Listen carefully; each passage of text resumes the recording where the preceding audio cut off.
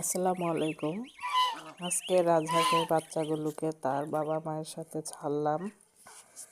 ছাড়ার সাথে সাথেই তারা খুব সুন্দর দৌড়াদৌড়ি শুরু করেছে এবং নামার দিকে নিয়ে আসলাম। এখানে অনেক ঘাস আছে। নেমে এসেই তারা ঘাস খাওয়া শুরু করলো। দেখেন কিভাবে ঘাস খাচ্ছে।